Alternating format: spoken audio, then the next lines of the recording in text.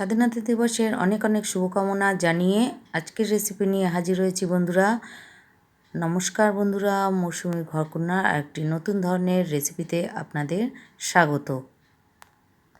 রাতে যে রাজমা ভিজিয়ে রেখেছিলাম সেটা ফুলে দেখুন কি বড় বড় মোটা মোটা হয়ে গেছে। এবার এটাকে ভালো করে ধুয়ে নিয়েছি, ধুয়ে প্রেশার কুকারে এবার দিয়ে দেবো। প্রেশার কুকারে দিয়ে সিটি দিয়ে সেদ্ধ করে নেব। এবার কটা সিটি পড়বে তো বুঝতে পারছি না, আগে দুটো সিটি দিয়ে দেখব, তারপরে আবার সিদ্ধ না হলে আবার সিটি দেবো। প্রেশার কুকারে ঢেলে দিই।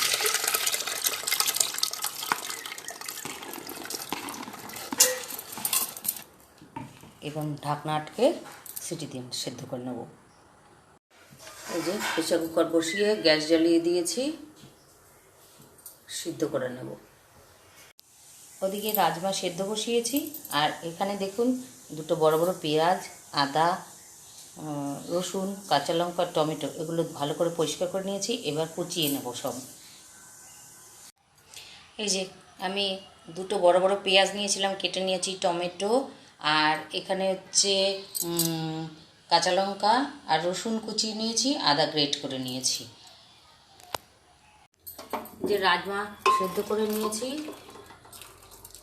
এই দেখুন রাজমাগুলো আস্তে আস্তে আছে, কিন্তু চাপলে গলে যাচ্ছে। এরকমই করে সেদ্ধ করতে হবে। আপনারা যদি চান আরও একটু বেশি সেদ্ধ করতে পারেন, আমি এভাবেই করলাম। ফ্রাইং প্যান বসিয়ে গরম করে সাদা তেল দিয়ে দিচ্ছি। তেল গরম হয়ে গেছে, এবার ডিম ফাটিয়ে দিয়ে দিচ্ছি।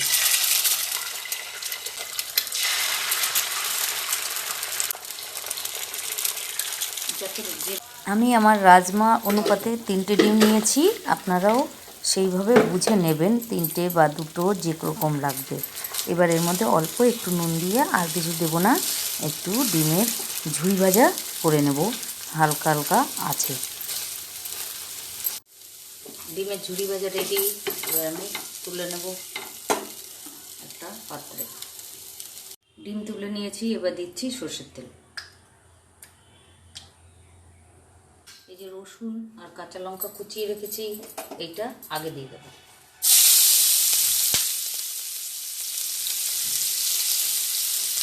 ভাজা ভাজা করে তারপরে নুন দেবো।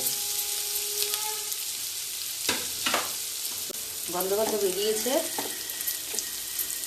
এবার দিয়ে দিচ্ছি পেঁয়াজ। যেভাবে তরকা রান্না করে সেভাবেই তৈরি করছি। আপনারা কে কীভাবে করেন একটু জানাবেন। পেঁয়াজ, রসুন, কাঁচা লঙ্কা, আদা ভাজা হয়েছে। এবার আমি দিয়ে দিচ্ছি গ্রেট করা আদা। এটা খুব তাড়াতাড়ি রান্না হয়ে যায়, কোনো মশলা বাটাবাটির ঝামেলা ছাড়াই। আর দিয়ে দেবো টমেটো। এবার আবারও সব কিছু একসাথে মিশিয়ে ভেজে নেব। আমি রাজমার মধ্যে লবণ দিইনি, এখানে লবণ দিচ্ছি। আপনারা ইচ্ছে করলে রাজমাটা লবণ দিয়েও সেদ্ধ করে নিতে পারেন। যারা এখনো পর্যন্ত একটা লাইক দিতে ভুলে গেছো, তারা অবশ্যই একটা লাইক সহযোগে আমার ভিডিওটি দেখো।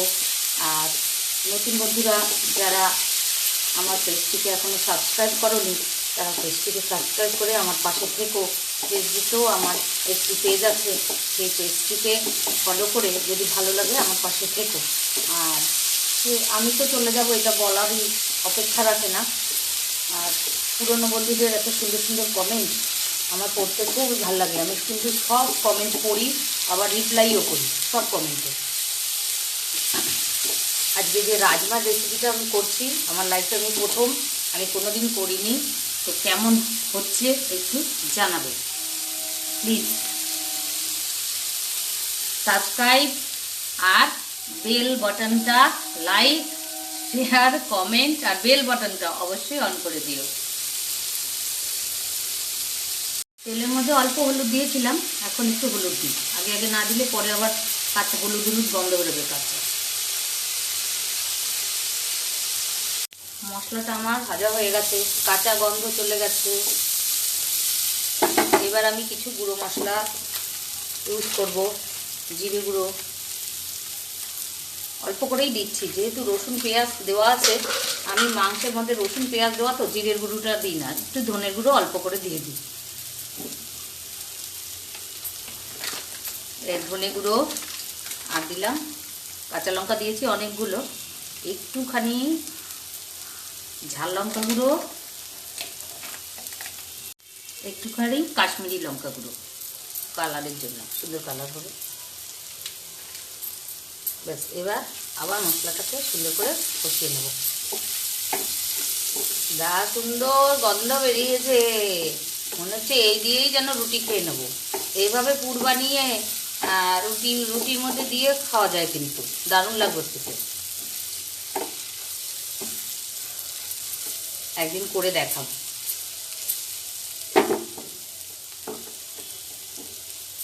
এটা ভেজে নিচ্ছি, আর সবার শেষে দিচ্ছি এই যে, আমার ধনেপাতা নেই তো আমি ধনেপাতার বদলে ওই কসুরি মেথি ইউজ করি।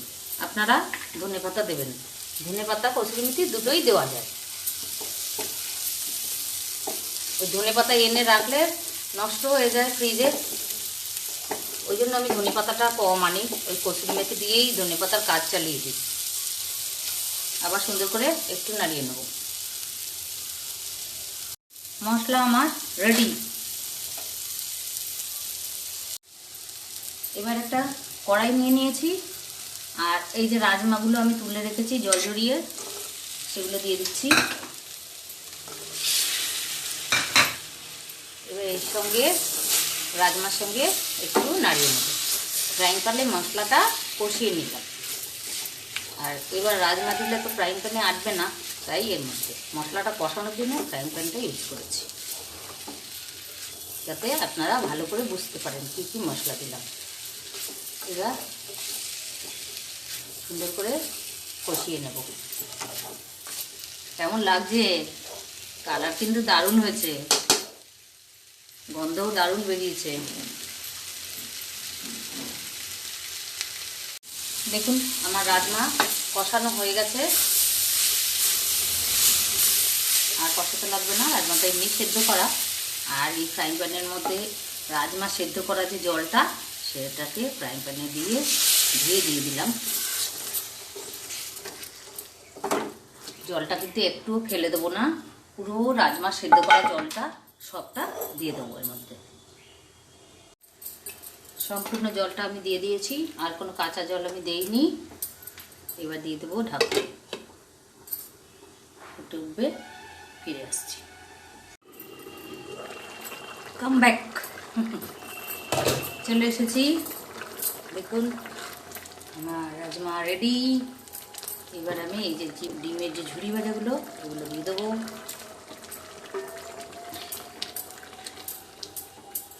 দিয়ে এটা দিয়ে আর ঢাকা দেবো না, এটা দিয়ে আর সুন্দর করে ফুটিয়ে নেব।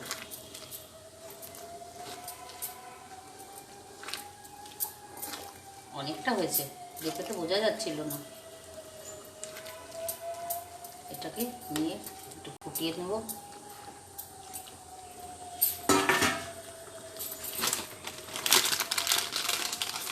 শেষে আরেকটু কারি পাতা, সরি কারি পাতা নয়, কসুরি মেথি।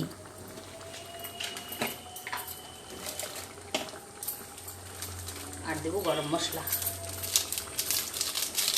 এগুলো অপশনাল, না দিলেও হবে, দিলে আর একটু ভালো। সুন্দর করে ফুটিয়ে নেব। দেখুন কি সুন্দর লাগছে দেখতে, খেতে দারুণ লাগবে। সবটা কাচিয়ে কুচিয়ে দিয়ে দিলাম গরম মশলা। তেলের মধ্যে গরম মশলা ফোড়ন দিলে হয়তো বেশি ভালো হতো, যাই হোক দেওয়া হয়নি। এবার শেষে দেবো অল্প একটু ঘি। এটার মধ্যে আপনারা মাংসের ঝোলও দিতে পারেন, আরও টেস্টি হবে। আমার আপাতত মাংসের ঝোল নেই, তাই দিলাম না। এবার গ্যাস অফ করে দিয়েছি। এবার একটু ঠান্ডা হলে সার্ভ করে দেখাচ্ছি। সবজি বাড়িতে এসছে, কী কী এসছে একটু একটু দেখতে যাবো, ততক্ষণে ঠান্ডা হয়ে যাবে। এই যে নামিয়ে নিয়েছি, দেখুন বাদবাকিটা কড়াইতে রেখেছি, গরম থাকবে। কেমন লাগলো জানাতে ভুলবেন না। আজ তাহলে আসি, আপনারা ভালো থাকবেন, সুস্থ থাকবেন। আগামী দিনে আরেকটি নতুন ধরনের রেসিপি নিয়ে আমি আবার ফিরে আসব। তো কেমন যদি ভালো লাগে ভিডিওর কোথাও সেই অংশটি আপনারা কমেন্ট করে জানাবেন যে এই জায়গাটা বা এই অপশানটা আপনাদের ভালো লাগলো। টাটা।